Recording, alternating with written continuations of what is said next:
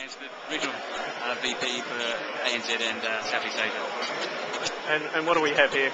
Okay, what we have out in the rack here is basically our fourth generation of MPEG-2 encoders in SD and HD.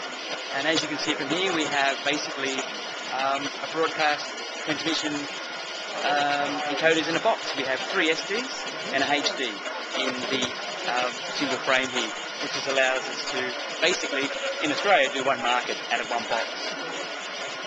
And as I said, this is our fourth generation of MPEG-2, SD and HD. In the HD, we're looking at around about a 20% saving over our previous models. And in our SD, we're looking around about a 20% savings in bandwidth for the same quality.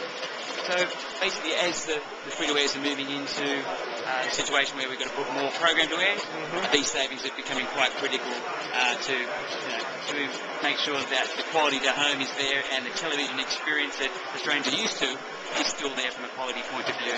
Because they're not getting any more spectrum, are they? No, there's no more spectrum, so it's what more we can actually put into that bandwidth.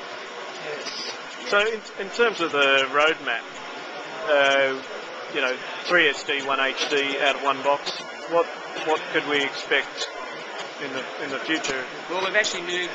It's a good question. What we've moved is we've gone from an SD platform, an MPEG-2 platform, and now we've moved also into MPEG-4.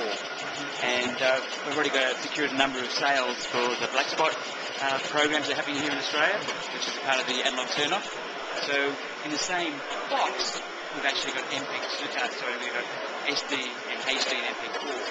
And moving forward, we'll actually output a combination of MPEG-2 and MPEG-4 into one box and going out into different muxes. So what we're focusing on for the future in the roadmap is a multi-platform operation.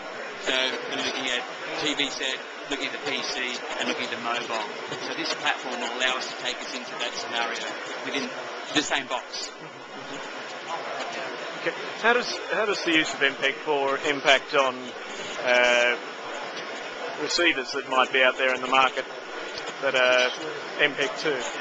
Well, if you take the black spot situation with the analog turn-off, what the broadcasters are actually doing for the transmission over satellite, they're going MPEG-4 with DVB-S2, so they can compress the actual bandwidth. But when they get to the transmission point, they're actually doing transcoding from MPEG-4 to MPEG-2, and then feeding the transmitters ASI for the traditional MPEG-2 set-top boxes. And that's how we're addressing that. But most television sets these days that you buy in the market have got a combination of MPEG-2 and MPEG-4 chipsets. An example there is we've just run the 3D trial with Channel 9 and SBS. We would use our new generation of MPEG-4 for that operation, and so yeah, that was all transmitted in MPEG-4, and most people could actually tune to that, or the TVs auto-tune to that, and actually people were seeing side-by-side pictures. Right. Yeah, on standard TV sets. Yep. So yeah, I think there's a large base of MPEG-4 set-top boxes out there. Yeah. And that will continue to grow. Yeah, exactly. Yeah. I think all CD manufacturers now do a combination of MPEG-2 and MPEG-4. Okay.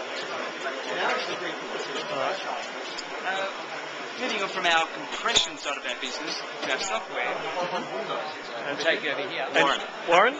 Okay, Warren, what have you got for us here? Alright, so essentially what we have is an IPTV remote.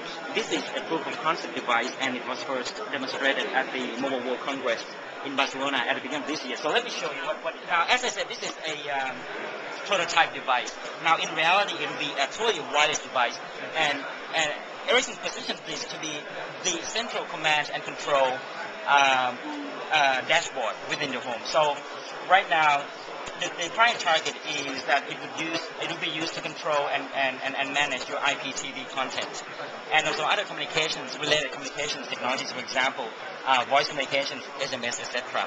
But in the future, it can control and manage other connected devices in the home as well. So let me show you the concept here. That would represent your big screen TV at home, right? And this would be your remote control touch screen here. And so you can preview, for instance, right? So different genre, different category here. So that would be sports and action movies and romantic comedy, for example. You can preview the information here. The movie here, get some information as you would. And if you thought, wow, this is really cool, I want to share it with friends and family, this could be your contact, Facebook contacts, or could be in your diary, for example. So I said, this guy may want to see that movie, right? Hey, why don't you check this out? So your message has been sent, and again, my friend on the other side of the world does not have to have this device. It could be on, this message could pop up on his mobile phone or PC. So that's the key here, right? And so if this is great, right, you see the preview, this is what you want to see, what you can do is just click it there, and then it plays on your big screen. So that's the ease of use. And there it is. And there it is, right? And while that is playing, again, you can explore and preview other movies and chat with friends and family without disturbing the main screen, right? You can also do things like electronic program guide, again, without disturbing the big screen. Go to the internet, widget apps, for instance, right? Coming back here, whoops, sorry, view. This one here, okay.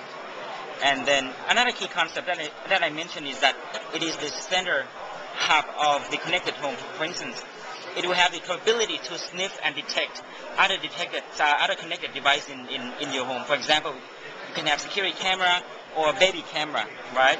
Or anything at all around the house. For example, it now sniffs to connected device. Would you like to add that? Yes, please. Just drag and drop. And now you can share content among various devices. You can play on the small screen, or you can play on the big screen.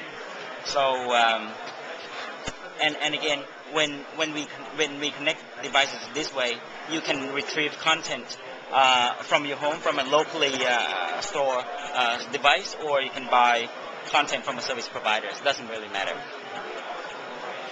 All right. So that's essentially the concept here, right? You click it up there, and then it plays on the big screen.